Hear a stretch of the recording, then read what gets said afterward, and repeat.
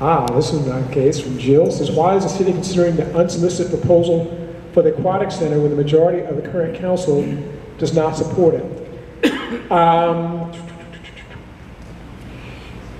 That might be on your sheet here in terms of sports tourism. But as we look at some of our strategic priorities, one of the things we talk about doing is growing the economy.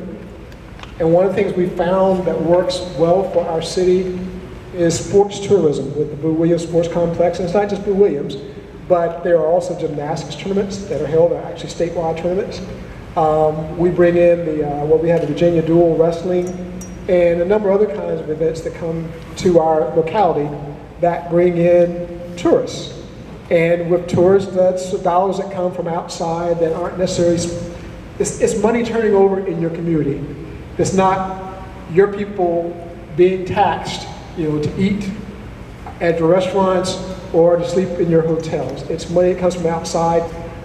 Before I came here and I was looking at some of the past State of the City addresses, I think there was it was $900,000. No, not $100,000. What was that number? It would have been that. It would have been more than that. There's actually a significant amount of money. I mean, it was $250 million in tourism, I think, that came to our city in either 2016 or 2017. That was tourism dollars. And we'd have to divide that out. But the fact of the matter is, when we tore down the center at Old Hampton, we took away an asset, a community pool. There are folks who would like to see another pool rebuilt there. The cost of a community pool would probably cost around $15 million is our estimate. The thinking is that with sports tourism being as popular as it is, and the idea is that parents will spend an inordinate amount of money, within reason, for their children to be involved in different kinds of sports activities, whether it's gymnastics, whether it's swimming, whether it's basketball, whether it's cheerleading, whether you almost pick it.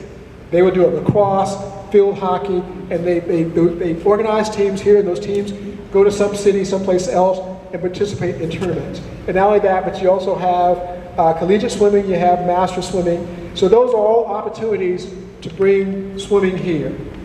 So if the price of a community pool is going to cost you about $15 million, and you can build a pool that brings you people from outside from anywhere from 22 to 25, $26 million, why not go for it? Now the fact of it is we have an unsolicited proposal, I think around $22 million.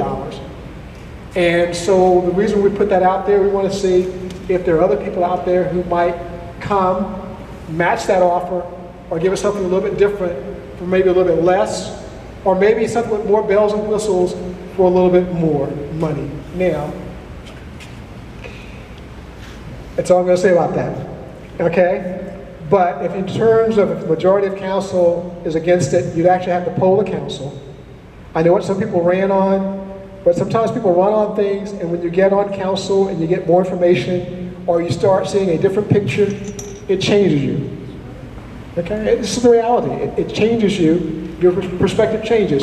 And as the people who help facilitate our strategic planning and team building exercises, you run as individuals, but you have to govern as a team.